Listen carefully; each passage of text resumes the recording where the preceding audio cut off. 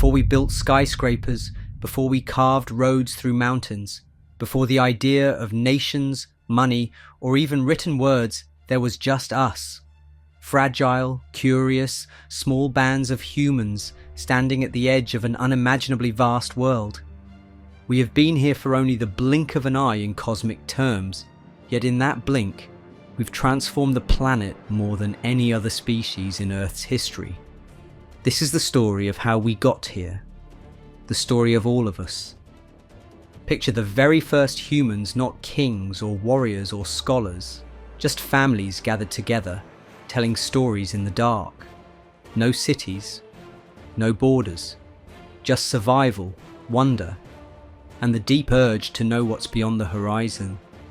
From those first sparks of curiosity, our ancestors began a journey that would span continents and millennia, inventing tools, languages, and belief systems, stumbling through ages of discovery and catastrophe until they shaped the modern world we live in today. This isn't just history in dusty textbooks. This is a saga of ingenuity, conflict, love, greed, hope, and the relentless will to endure. Over the next 2 hours, we will travel through the complete history of mankind, from the first humans who walked the African plains, to the rise of ancient empires, to the birth of science, industry, and the digital age. We'll see how the choices of the past still echo through our lives today, in ways we might never expect. Our story begins millions of years before civilization even existed in an age where we weren't yet us, where our ancestors weren't humans at all, but something far more ancient. It's a story written not just in ruins and monuments, but in bones, artifacts, and the DNA inside each of us. A story that belongs to every culture, every nation, every person. And while this is the story of humanity's rise, it's also the story of our mistakes. Entire civilizations have thrived and vanished, some in triumph, others in disaster. The patterns of our past may hold clues or warnings for our future, so listen closely. Whether you're hearing this in your home, on the move, or somewhere far from where it began, what follows is the full arc of the human journey. From the first fire, to the first city, to the first step on the moon. This is the complete history of mankind.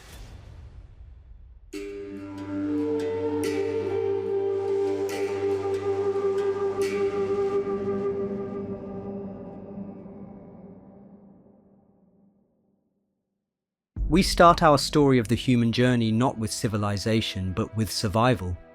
Well before there were writing, agriculture, or even the wheel, there were tiny bands of early humans wandering about Africa. They were not yet the humans you and I know today. Our ancient forebears were of a long evolutionary lineage, sharing the planet with other creatures more human-like, some bigger, some stronger. Some adapted to different ecosystems. Homo habilis, Homo erectus, Neanderthals, and eventually Homo sapiens, our own kind. For millions of years, things were brutally simple. Survive one more day, eat, avoid becoming someone else's dinner. And yet, even in that fight, there was something unique about our ancestors. They did not simply react to what was around them. They saw what could be. A branch wasn't a branch. In the right hands, it could become a spear. A rock wasn't a rock. It could be shaped into a knife. This ability to think beyond the moment, to create implements and to plan, was our most powerful arm. It allowed little groups of humans to hunt animals far larger and more agile than themselves, to defend themselves against threats, and to move into new worlds. Fire changed everything.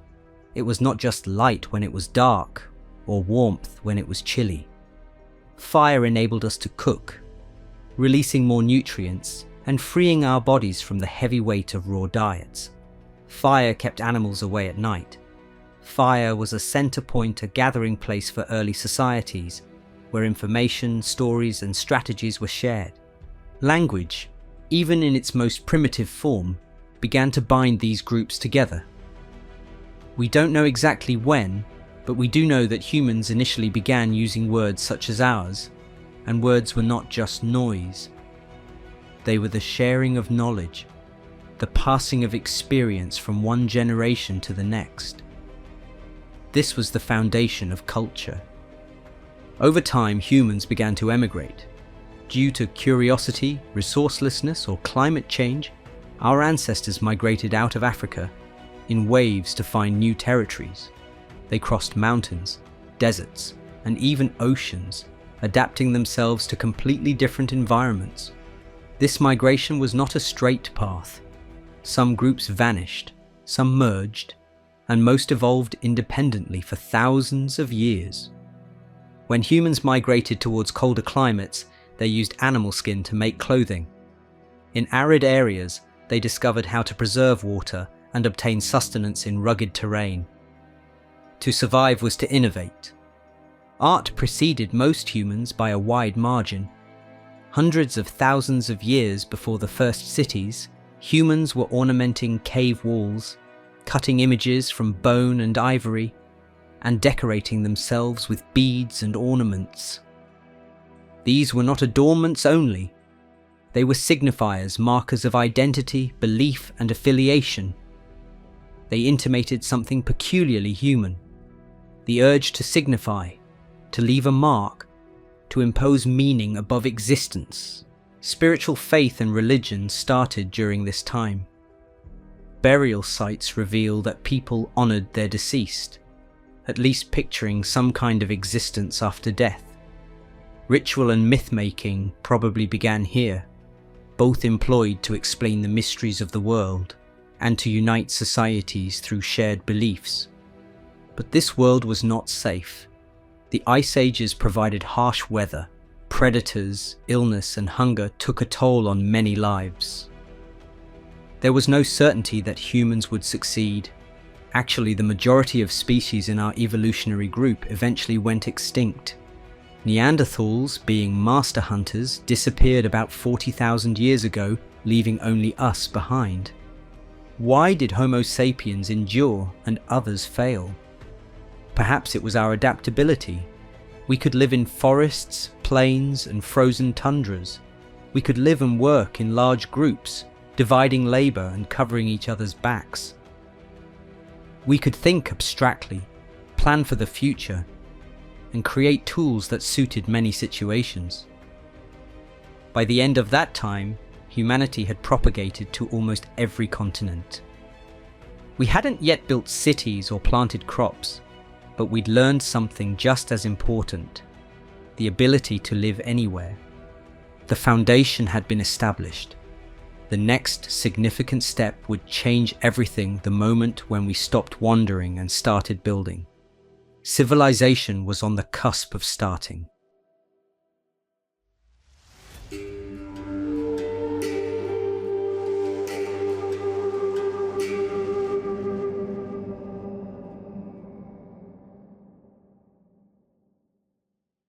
For 500,000 years or more, humans lived as nomadic hunters and gatherers, migrating seasonally, following the herds, and harvesting what the land offered. It was an existence that was flexible, sustainable, and incredibly in tune with the rhythms of nature. But around 12,000 years ago, things suddenly altered. With the passing of the last ice age, warmer and more stable climates followed. Forests spread, rivers broadened, and new plants developed. Somewhere in the world, human beings began to discover something. Seeds sown on the ground would develop and sprout, producing fruits they could return to later.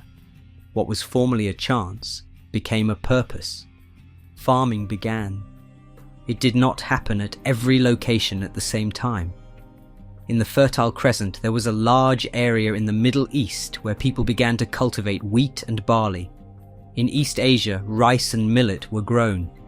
Maize, beans, and squash cultivated in the Americas. Sorghum and yams were domesticated in Africa. In various times and places throughout the globe, people discovered that they could harness nature to their benefit. The implications were staggering. Agriculture provided for the accumulation of food. Accumulated food provided security and protection against bad harvests.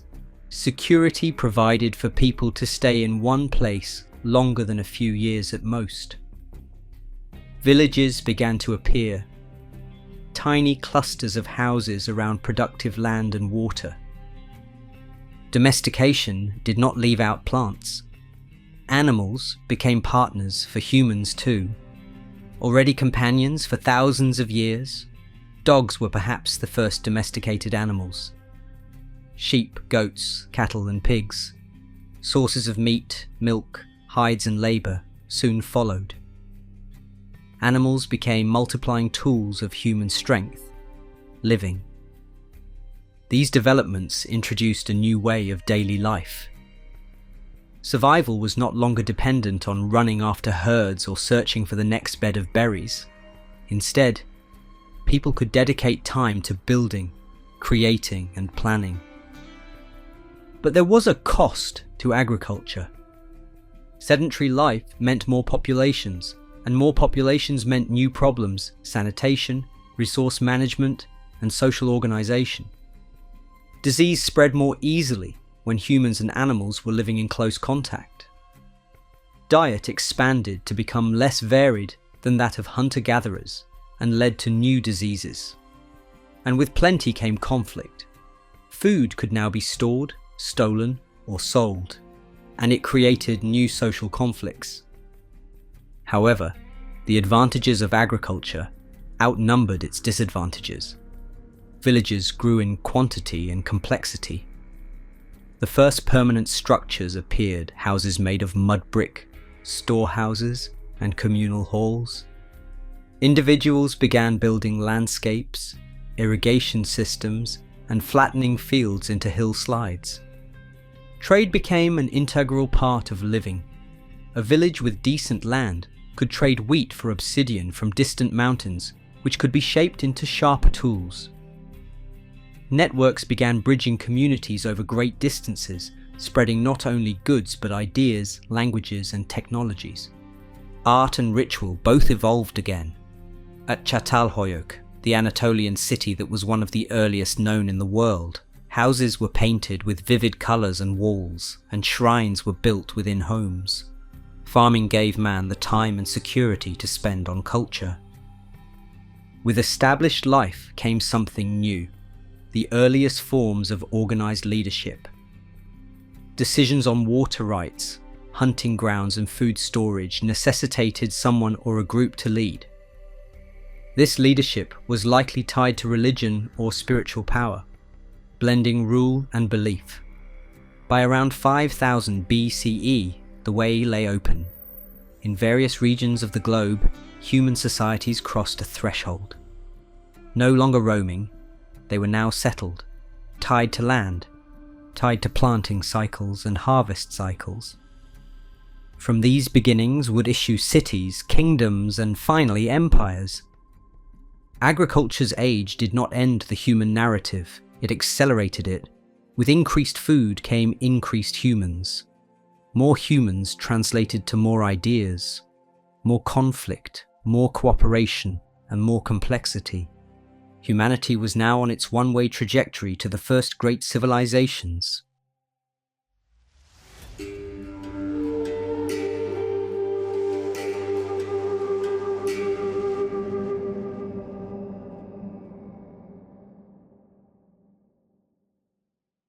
By the mid-4th millennium BCE, isolated agricultural villages in many corners of the earth had already begun to develop into something entirely new: civilizations. A civilization was more than a settlement. It was a concentration of persons, power and resources on a scale never before attempted. It was the existence of cities with thousands of inhabitants, controlled societies, division of labour, monumental architecture, systems of writing, and complex cultures. It was the era in which human societies firmly entered history, The earliest civilization was that of Mesopotamia, which is between the rivers Tigris and Euphrates, and now includes modern-day Iraq, as well as its surrounding regions. The Sumerians built Uruk, Ur, and Lagash, among other cities. They developed the world's earliest known writing, cuneiform, in which they impressed symbols on clay tablets to record trade, laws, and stories. Mesopotamian cities were marvels of the time. They included towering structures, which they referred to as ziggurats, standing above the flat plains. They had busy bazaars filled with merchants, craftsmen, and farmers. City-states were ruled by kings who enacted into law and commanded armies to wage wars for territory and resources. To the west, along the Nile River, another civilization existed in ancient Egypt. There, the fertile floodplains supported vast agricultural surpluses, which enabled the construction of some of history's greatest monuments. The Pyramids of Giza, tombs for great pharaohs, were icons of divine rule and human ambition. Egyptian society was dominated by its strict dependence on religion. The pharaoh was not only a ruler, but a god among mortals. The Nile was worshipped as the giver of life, and grand rituals for death spelled out an afterlife. In the Indus Valley of modern Pakistan and northwestern India, there came into being cities such as Harappa and Mohenjo-daro, circa 2500 BCE.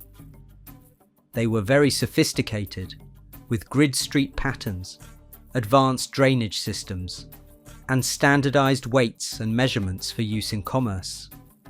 Much of the rest of this civilization is a mystery, including its writing system, which has not been cracked in its entirety. Meanwhile, in northern China along the Yellow River, the foundation was being laid for one of the longest-lasting cultural traditions in the world. The earliest dynasties, the Xia and Shang, developed bronze technology, sophisticated agriculture, and ancestor worship, which would form the core of Chinese civilization for millennia. Civilizations also independently developed in the Americas.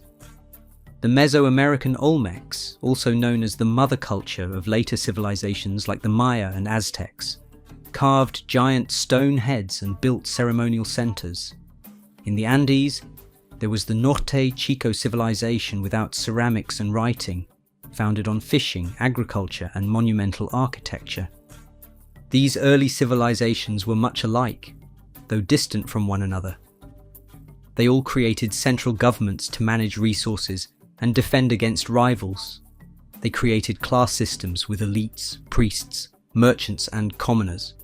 They also advanced technologically with the development of the wheel, the plough, the sailboat, and metallurgy. They had one thing in common: war. War over territory, water, and trade routes was epidemic. Writing was a revolution. It allowed for the writing down of laws, the keeping of accounts of debts, and the writing down of histories. Writing also gave rise to literature, from the Sumerian Epic of Gilgamesh to Egyptian hymns and wisdom literature. Writing fixed memories in place, changing the way human beings thought about themselves and where they stood in the world. The rise of civilizations was a giant step, but it was also a double-edged sword. Cities provided wealth, innovations, and culture flowers, but they also concentrated power into the hands of the small elite. Inequality increased. Slavery extended into numerous societies. Wars became larger and more devastating, yet the momentum could not be stemmed. From river basins of Mesopotamia to Egypt, the Indus and China, the blueprint for civilization had poured forth to blanket the globe. Humankind had reached the epoch when our greatest achievement and our most heinous mistakes would be inscribed on stone, not just in remembrance. The coming chapters of our own history would be written by empire's sprawling political institutions that would recast the map and set the stage for the modern world.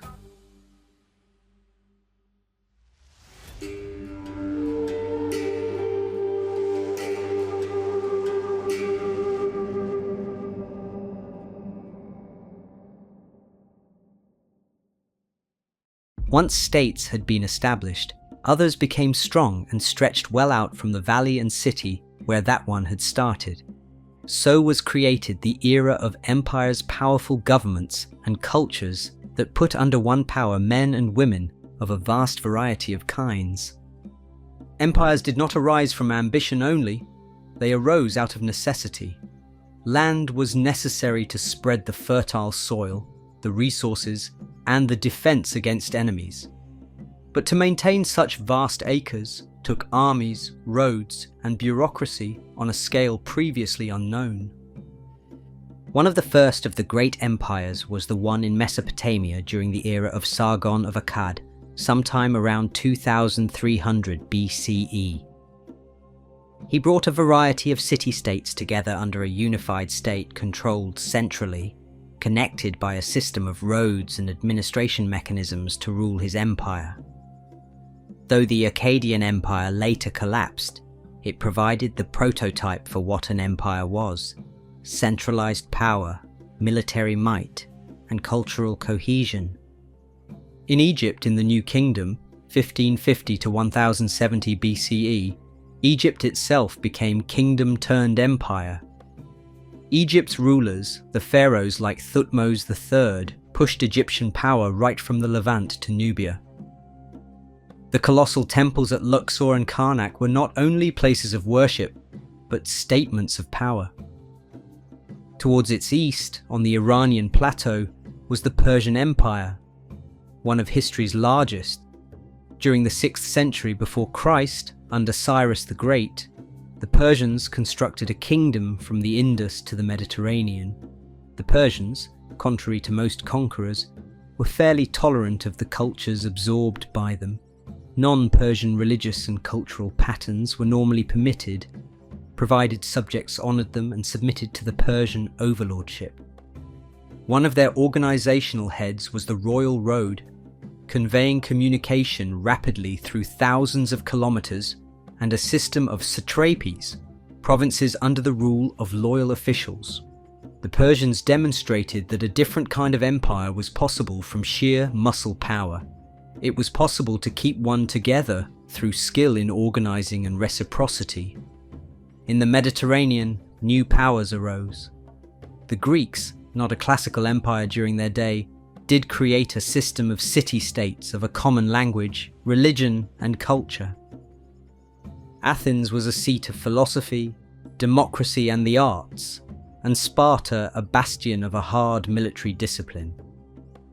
When Alexander the Great came to power during the 4th century before Christ, he brought together the city-states and went on a campaign constructing one of the largest ancient world empires from Greece through Egypt, Persia, and India. The bequest was the diffusion throughout the ancient world under the name the Hellenistic world. Rome carried the system of the empire one step further. Started as a tiny Italian city-state, Rome grew by conquest, alliance, and engineering brilliance. During the 1st century after Christ, the Roman Empire encompassed most of Europe, North Africa, and the Middle East. Roman roads, aqueducts, and cities redrew the map. Law, administration, and citizenship held together the empire, and Latin and Roman culture provided a beacon that for centuries influenced Europe. China, in the Qin dynasty between 221 and 206 BCE, actually succeeded where other dynasties had attempted, unifying the warring states into one empire. Qin Shi Huang even unified and standardized the measurement and weight and measures system, the coinage, and even the script. The initial sections of the Great Wall were built to repel northern invasions. The Qin were brief-lived, but the ensuing Han Dynasty from 206 BCE to 220 CE expanded China's borders, enhanced its bureaucracy, and developed a golden age of science, commerce, and culture. Empires were engines of innovation. They built roads, ports, and cities. They facilitated commerce on a scale previously unimaginable. They put citizens from literally countless language and cultural backgrounds in intimate contact, and out of this cultural diffusion flowed. But they also utilized conquest, robberies, and commonly brutal suppression of resistance. And no empire ever lasted. The very greatness that had made them proud made them weak. Frontiers were difficult to maintain. Messages over long distances moved slowly. Intramural conflict, economic strain, and foreign conquest could topple even the best. But the age of empires characterized the classical and ancient world. It gave us templates on governance, law, and culture that have shaped our world until today. When empires collapsed, others emerged and succeeded, and world history offered a new age of world religions, shifting power, and building the medieval world.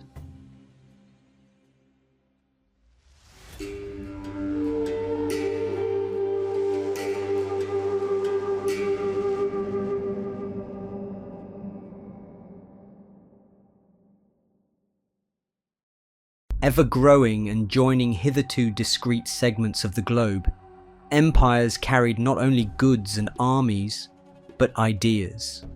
Of the most potent ideas transported, religious and philosophical structures were always particularly essential, and these would remake human societies over millennia. About the first millennium BCE, so named by others as the Axial Age, a tide of revolutionary faith, new worlds of thought and values made its appearance on every continent. Hinduism developed in India as a rich, multiform syncretizing of traditions, rituals, and philosophies centered upon duty, dharma, act and its fruition, karma, and the birth-death cycle. From the very same cultural matrices, the teaching of Siddhartha Gautama, the Buddha presented an alternative, the pursuit of enlightenment, based upon compassion, awareness, and emancipation from attachment to the world. Confucius taught China that good relationships, virtue, and respect for the past had brought harmony and order. He made a significant impact on Chinese government and society over the centuries through his teachings and Taoist focus on balance and harmony with nature. In the Middle East, Judaism formulated the idea of one God, a moral God who gave laws and covenanted with the Israelites. The monotheistic basis laid here was to have profound relevance in the course of development of religions to follow. These religious systems weren't limited to where these cultures originated either. Trade and conquest networks constructed by empires transported them from continent to continent. Buddhism was carried on the Silk Road from India through Central Asia, China, Korea, and Japan. Hindu cultures spread to all corners of South and Southeast Asia. Confucian and Taoist thought directed the Chinese empires and helped to influence neighboring states like Korea and Vietnam. During the first few hundred years of the Common Era, two fresh religious forces came on the scene that would revolutionize the world. Christianity, founded on the message preached by Jesus of Nazareth during the Roman occupation of Judea, preached salvation through faith, love, and forgiveness. Persecuted during the early years, Christians made converts increasingly throughout the Roman Empire, aided by the empire's roads, cities, and common language. The 4th century CE establishment of Christianity, as the state faith of Rome, laid the groundwork for its diffusion throughout Europe and other parts of the world. Islam was born on the Arabian Peninsula under prophetic rule by the Prophet Muhammad in the 7th century CE. Within a short period, a period of 100 years, Islamic warriors and businessmen spread the newfound religion from Spain to Central Asia. Islam not only spread its religious message, but a common cultural and intellectual patrimony, advances in science, medicine, mathematics, architecture, and art flourished during the Islamic Golden Age. A religion did not merely define one's faith. A religion organized a society. governments, laws, education, and economies were often intertwined with religious power. The temples, churches, mosques, and the monasteries served also as schools, welfare, and bases for political power. Its expansion also created cultural blending. When religions expanded to other areas, they incorporated indigenous practices and beliefs. Buddhism, when expanding to China, for instance, incorporated aspects of Taoism. Christianity, when expanded to Europe, retained festivals and iconography from pre-Christians. Islam, when expanded to Africa, also largely incorporated indigenous behaviour while retaining to its very nucleus dogma. But religion was also a reason for conflict. Competing religions bred wars, persecutions, and crusades. The very ideals that could rally millions behind a common cause could also split society in two. During the first millennium CE, the world was getting more and more linked by trade and religion. The Silk Road connected China and the Mediterranean. Indian Ocean trade linked East Africa, the Middle East, India, and Southeast Asia. Metals, spices, and silk moved together along these roads, along with ideas, technologies, and religious teachings. It sorted out the cultural assumptions out of which the medieval world was constructed. Kingdoms and empires were no longer mere political states, but also preservers and distributors of enormous spiritual traditions. The geography of human piety was no longer narrow and intracontinental, but rich and intercontinental, and cleared the ground for the next grand installment, an era of discovery and conquest and cultural contact without precedent.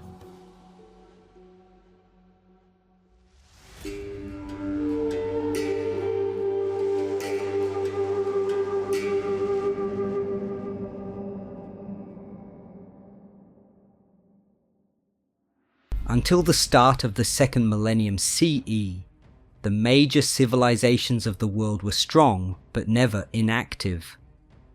The medieval time period, generally known as the Middle Ages in Europe, was a fragmented but integrated period, a period that clung and released tradition. In Western Europe, the 5th AD fall of the Western Roman Empire had created a patchwork of kingdoms and feudal realms. Power was local, centered on the vassal and knightly duty and landholding. The Catholic Church was an organizing element, articulating spiritual life as well as encompassing politics, learning, and art. Cathedrals dominated towns, monasteries contained knowledge, and pilgrimages connected outer regions. Islam was at its golden age. Cordoba and Baghdad scholars were interpreting and commenting on ancient Indian, Persian, and Greek works. Developments on algebra, astronomy, medicine, and navigations bloomed under sultans and caliphs' patronage. Trade networks spanning the Indian Ocean, Sahara, and Silk Road linked Islamic civilization with Africa, Asia, and Europe. In East Asia, China during the Song dynasty had a golden age of innovation. Inventions of the gunpowder weapons, paper currency, and printing technologies. The sailing ships from China, guided by magnetic compasses, navigated through and out from the South China Sea. Japan, culturally autonomous, but China-inspired, created a code of the samurai and a unique syncretic form of Buddhism and Shinto. Around the Americas, on the whole, were advanced societies. The Maya had wonderful monumental cities and complex astronomical knowledge. In the Andes, the Inca Empire as such was developing, and its enormous system of roads and terracing through mountains was kept up. There were powerful chiefdoms in North America, like the Mississippi Society, who possessed gigantic earthen mounds and traded extensively. Medieval society was no different from the rest, where conquest and war existed. The Crusades, a string of holy wars between Muslim and Christian armies over claims to holy sites, brought devastation and interchange. The wars were brutal, Yet cultural interaction led to commerce, sharing of knowledge, and the movement of fresh products such as spices and silk to Europe. The Mongol Empire established by Genghis Khan in the 13th century became the biggest contiguous land empire in recorded history. Europe and Asia were united under Mongol control for the very first time in history, allowing trade and the exchange of cultures along the Silk Road. Though brutal in conquest, the cohesion which they brought to huge expanses of land enabled merchants, scholars, and travellers such as Marco Polo to travel between continents. Europe was indeed coming out of its middle-aged centuries of feudal seclusion by its closing. The Renaissance, or recovery of ancient learning, art and science, bloomed in Florence and Venice and other towns. Commerce bred wealth, and development of shipbuilding and sailing expertise enabled men to sail farther afield than ever before. The age of exploration officially began during the 15th century. Portuguese explorers like Prince Henry the Navigator charted coastlines along the African coast in hopes of finding an ocean path to Asia.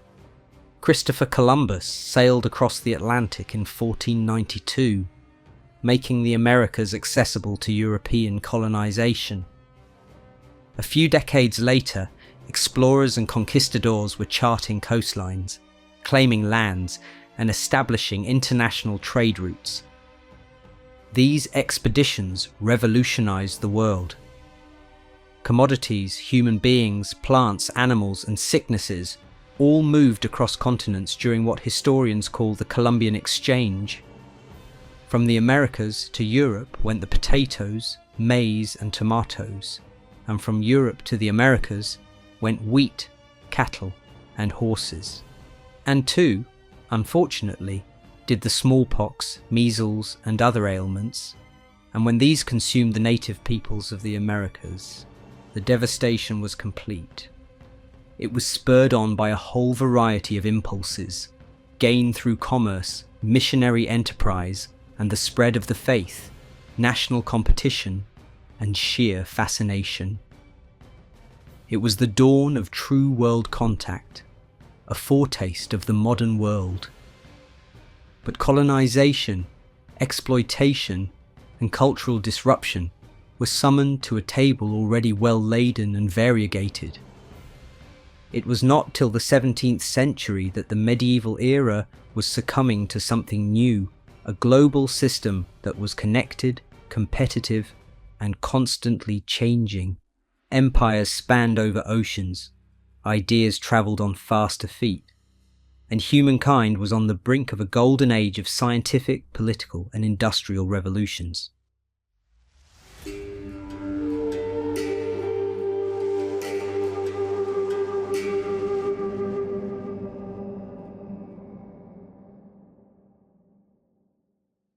Until the 17th and 18th centuries, human history was gathering speed. The ancient power and religious patterns were being challenged, and new scientific, political, and human rights ideas were gathering speed. The world was poised on the eve of an era of intellectual, political, and industrial revolutions that would remake nearly everything about life. The first wave was intellectual. The scientific revolution, built on centuries of observation and question, revolutionized humankind's perception of the natural world. Intellectuals such as Galileo Galilei, Johannes Kepler, and Isaac Newton freed themselves from the usual expectations, applying mathematics and experiment to disclose the laws of motion, planetary motion, and gravitation. What was once knowledge was no longer contingent on the whim of authority or custom. Knowledge was testable, certifiable, and shareable. Next was the Enlightenment, a section of thinkers who felt that political, social, and moral matters could be treated through reason. Philosophers such as John Locke, Voltaire, and Jean-Jacques Rousseau favoured rights for individuals, speech freedoms, and rule by those governed. The ideals propagated extensively through book, pamphlet, and salon ideas, and resisted the monarchs and urged on the reformers. Political revolutions soon made these principles a reality. The colonies freed themselves from British rule and formed a republic governed by Enlightenment ideals in 1776. Barely a decade and a half later, France was convulsed by revolution, ending monarchy and declaring liberty, equality, and fraternity. The rebellions were a stimulus throughout all of Europe and the Americas, where citizens had challenged inherited privilege and demanded political representation. Not every revolution was peaceful, nor everyone truly a success for its ideals. Some bred violence, civil war, or dictatorship. Yet the world map was still being rewritten, and the ideal of popular sovereignty was not disappearing. Around the same time, another revolution was taking place that would change economies, societies, and the world: the Industrial Revolution. Started in Britain in the late 18th century, it was driven forward by innovations such as the steam engine, mass production of clothing, and better metallurgy. Towns witnessed factories emerging and producing things on scales never seen before. Industry was given its lifelines through coal and iron. Steamships and railroads reduced distances, carrying people and products faster than before. Agriculture was mechanized and therefore improved food supplies and helped sustain rapidly developing towns. The Industrial Revolution brought unprecedented wealth and opportunity and brutal conditions. The workers and the children worked all day under hazardous conditions. The air was thick with smoke and the rivers were polluted. The cities were dirty and crowded. The difference between underdeveloped regions and the industrialized world increased and sparked a call for imperialism, where nations demanded raw materials and foreign markets. Such changes bred social reform movements, anti-slavery, workers' rights, women's suffrage, and public schools got better. The same political and industrial changes that uprooted the old order presented prospects for fresh equity and justice campaigns. Global connections deepened. The telegraph enabled nearly simultaneous connection between continents. Print media spread worldwide news to the general public. Improvements in medicine and science increased lifespans and public health. However, these very technologies spawned deadlier war through facilitating the manufacture of progressively destructive weapons by industrial states. Political, industrial, and cultural revolutions were no longer discrete events by the mid-19th century. They were coalitions coming together, realigning power worldwide. Older empires toppled or evolved. New nations emerged, and the rate of acceleration was increasing, propelling humankind towards an era of global war, mass migration, and technological revolution that would define the modern era.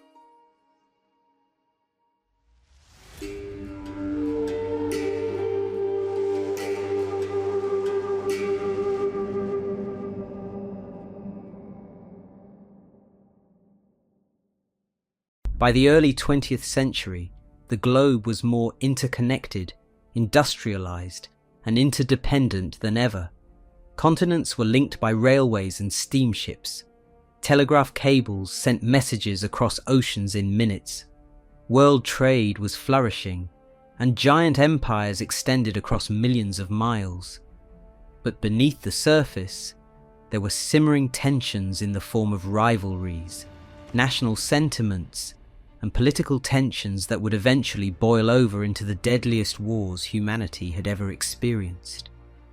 Its initial shockwave was in 1914.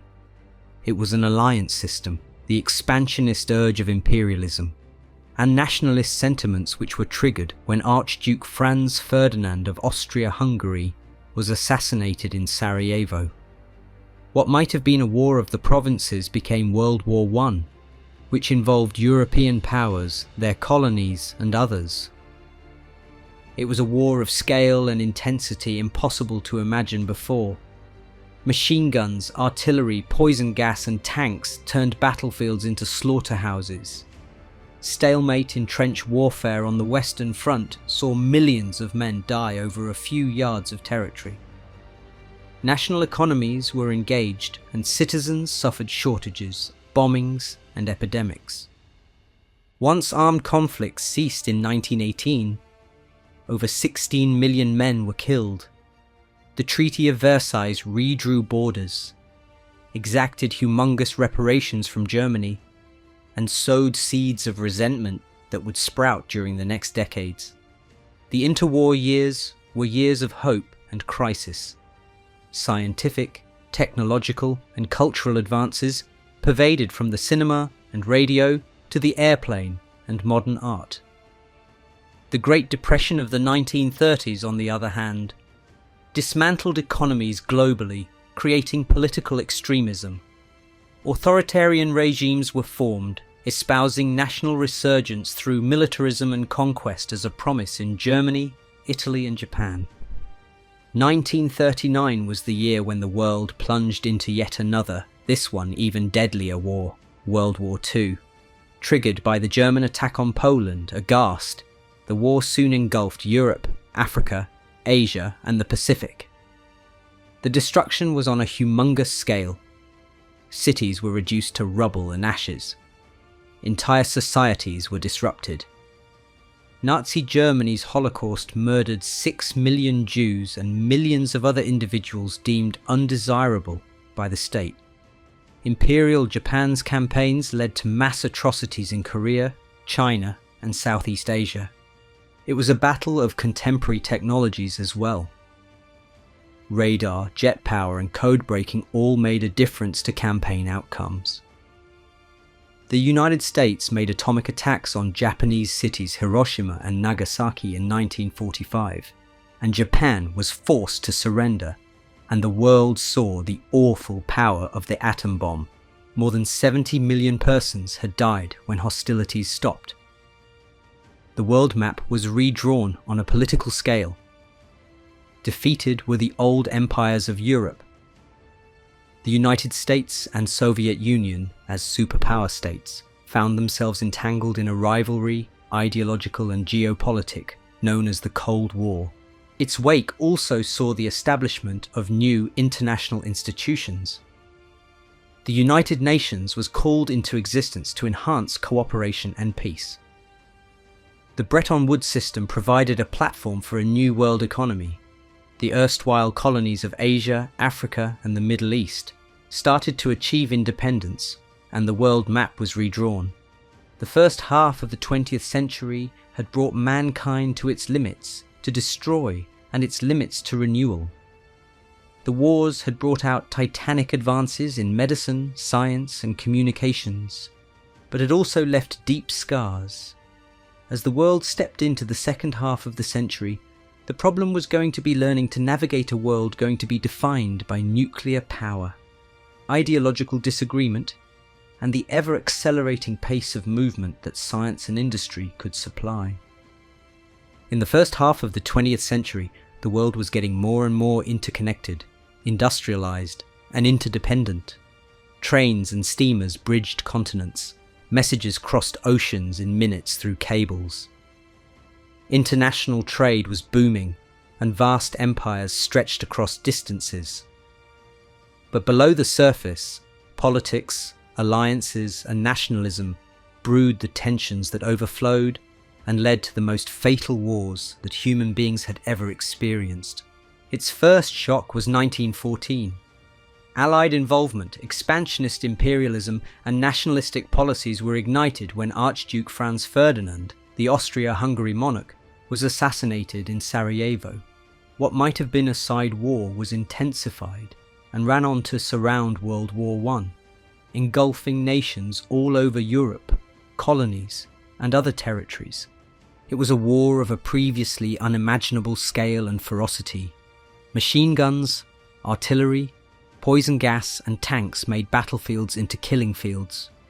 The Western Front trench warfare established a ghastly stalemate, in which millions died for a few yards of land. The civilian economies were drawn into the war, and civilians suffered shortages, shelling, and epidemics.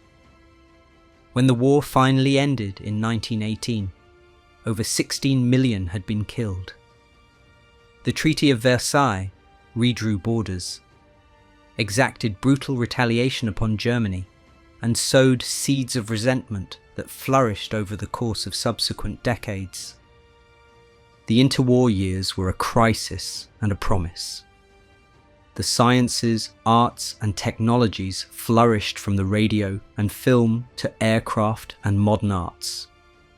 The 1930s Great Depression, however, wrecked world economies, igniting political extremes.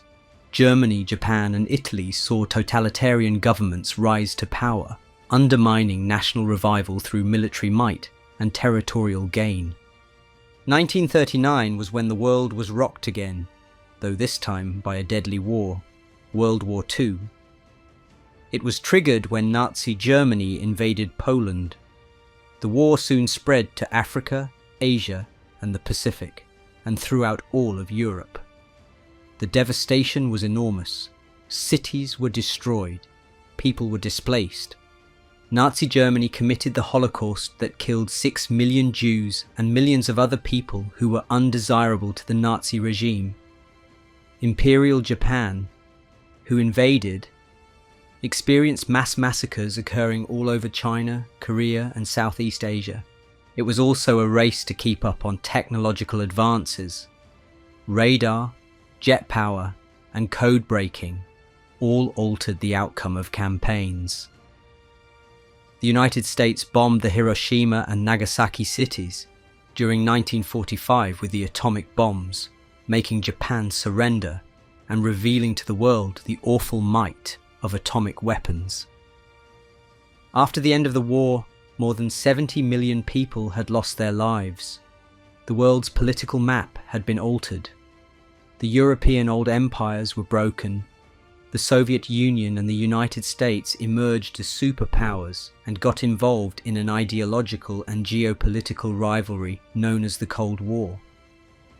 Its effect also brought new world institutions. The United Nations was established to maintain international peace and cooperation. The system of Bretton Woods established a foundation for a new world economy. The Asian, African, and Middle Eastern colonies started to gain independence, reconfiguring the world map. It had brought man his power to destroy and his power to rebuild. The wars had driven medicine, science, and communication towards exponential growth, but had also deep scoured the globe. The globe was going through the latter half of the 20th century, and the trial was going to be balancing a world that was defined by nuclear weapons, ideological competition, and the increasingly burgeoning rate of change that was emanating from science and industry.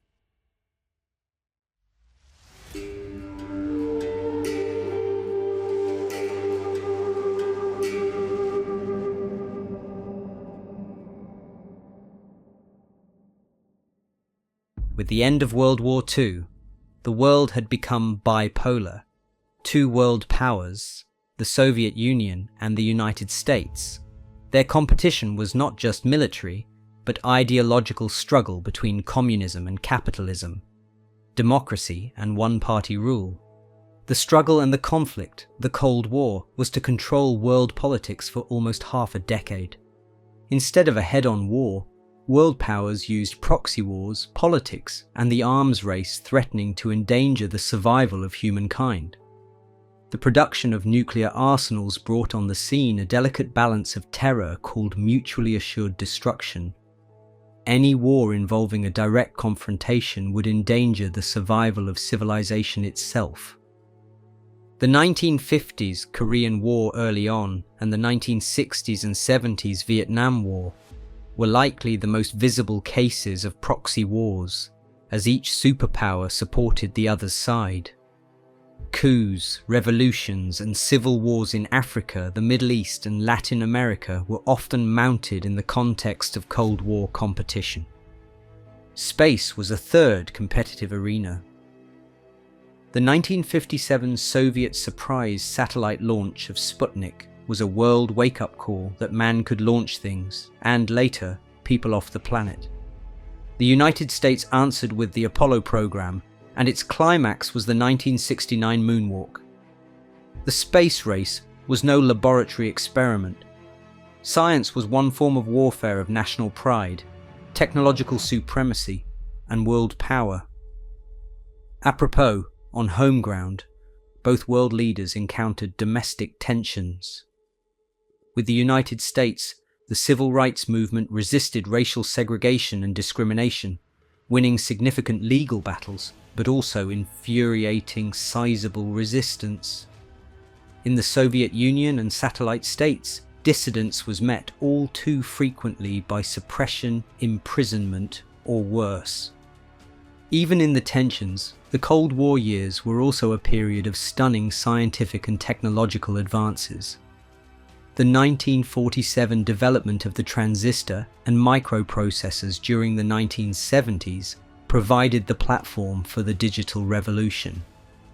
The room-sized computers that first existed and were controlled by governments and corporations grew to be faster, smaller, and ubiquitous. It was displaying cracks by the 1980s. The nation was going through economic stagnation, political decay, and growing frustration, and its grip was tenuous. Reform policies like glasnost, openness, and perestroika, restructuring, attempted to renew the nation, but only served to increase calls for reform. In 1989, the public face of the Cold War, the Berlin Wall, came down. The Soviet Union was no more, and bipolar world competition ended within 2 years. The only superpower was the United States, and the entire globe could aspire to a fresh age of cooperation and peace.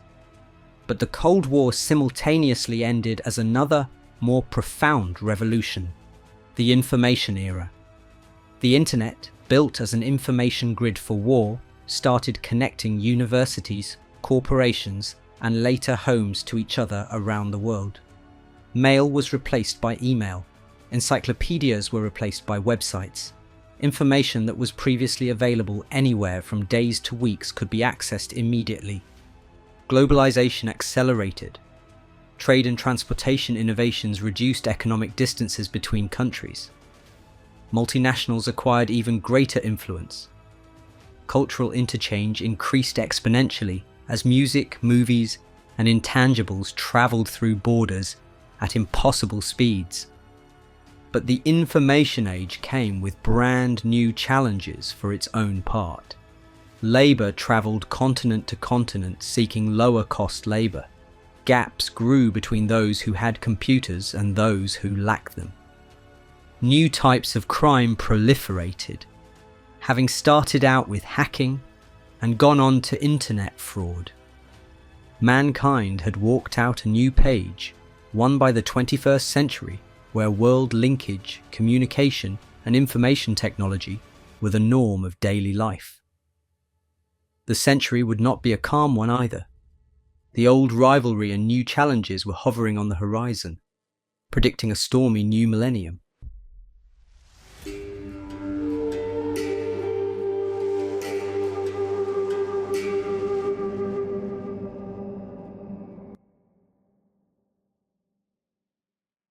The 21st century began on a bright and foreboding note. The Cold War was a relic of the past. Technological progress was building pace faster than a wildfire, and globalization was holding the world tighter and closer than ever. But then, a few years having passed, all was realized. This new century was to be followed by its share of evils, new and old. The 2001 assault on the United States on September 11th surprised the world and brought a new era of world security. The United States and its allies responded by invading Afghanistan and Iraq, seeking to uproot terrorist cells and oust aggressor governments. The wars would simmer for decades, redrawing geopolitics and causing controversy over interference, human rights, and a balance between security and freedom. At the same time, the world economy was more connected than ever before. Global supply chains spanned continents. financial markets on one continent could respond to a bit of news on a different continent almost instantly. With all that integration, however, came peril. The 2008 financial crisis, triggered by the bursting of the US housing bubble, ushered in a worldwide recession, rendering millions jobless and homeless and depriving faith from economic institutions. Technological advances came quicker. Social media and the smartphone revolutionized citizens' mode of communication, use of information, and political mobilization. YouTube, Twitter, and Facebook provided citizens unprecedented abilities to propagate and transmit ideas and disinformation rapidly. They also enabled the types of grassroots mobilization, as was the 2011 Arab Spring, where electronic mechanisms called up public rebellions on a mass scale. Privacy and digital manipulation scandals popularized the dark side of the age of networks. Scientific and medical advances had brought hope and ethical challenges. Gene editing tools such as CRISPR would place inherited disease in remission, but test the boundaries of human interference in biology. Artificial intelligence was emerging from science fiction to reality, powering everything from recommendation programs to driverless cars. Countenance was also evident for the planet's immediate environmental needs. Global warming, triggered over the centuries by human industrialization, started proclaiming its arrival through rising sea levels, ever stronger storms, and record-setting heat waves. Global agreements, such as the Paris Climate Accords, made attempts towards limiting global warming, but the speed was slow, and disputes over blame and economic responsibility lingered. COVID-19 pandemic, beginning in 2019, was an eye-opener to human vulnerability towards worldwide emergencies. The pandemic spread to all parts of the world in a matter of a few months, overburdening health services, disrupting economies, and changing life at the grassroots level for a billion or so. In addition, the pandemic accelerated trends already in progress towards working from anywhere, e-commerce, and reoriented focus on public health. Geopolitics moved a step further. The ascension of China as a great power militarily and economically challenged America's long-standing hegemony. Regional wars in Africa, the Middle East and Eastern Europe continued, fueled by intricate combinations of historical resentment, competition for resources, and ideological competition. Cyber war and information manipulation entered the scene as new theatres of conflict, indecision between war and peace. But with these tensions came global collaboration.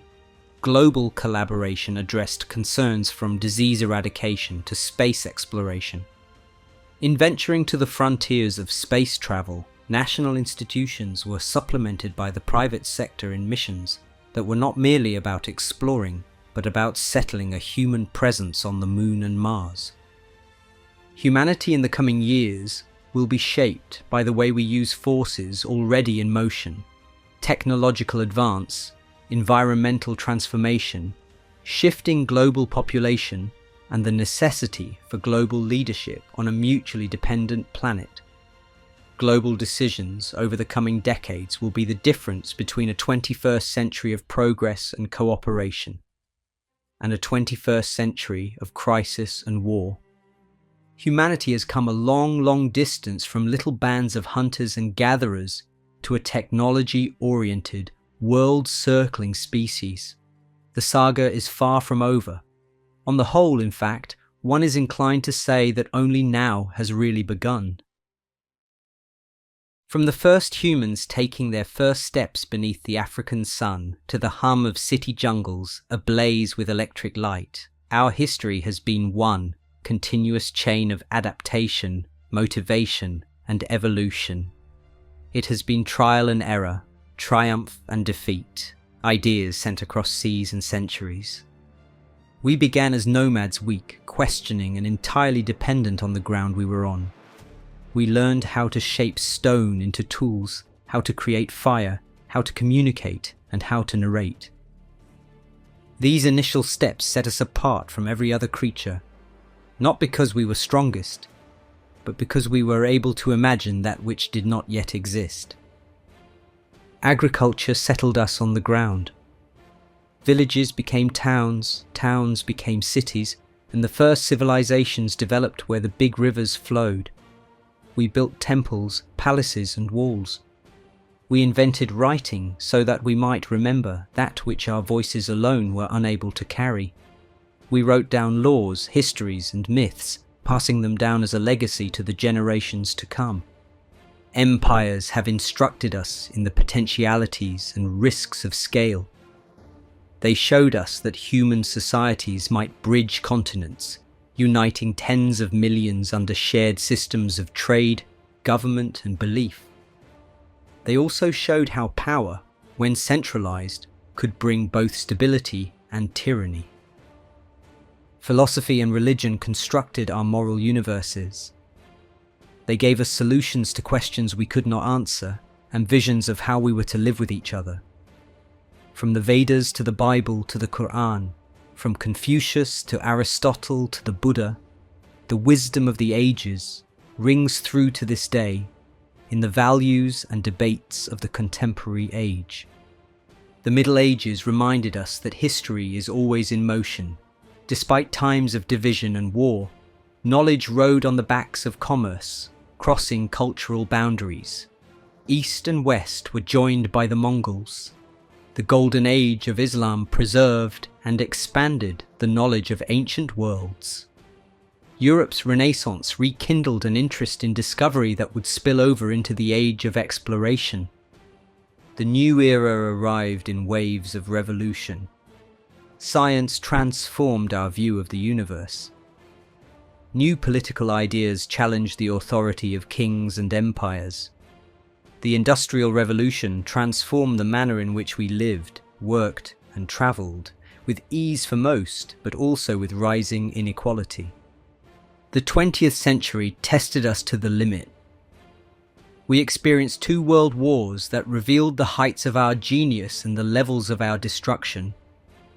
We experienced the Cold War placing the planet on the brink of nuclear annihilation. But the same century witnessed us decode the human genome, split the atom, and walk on the moon. Today, in the 21st century, our machines are quicker, compact, and intelligent. The internet has made the world a web of instant communication. We can combat diseases with genetic engineering. We are starting to make artificial intelligence learn, reason, and generate. We can now change the climate of the planet for good or ill, and maybe soon inhabit beyond it. Throughout it all, some trends persist.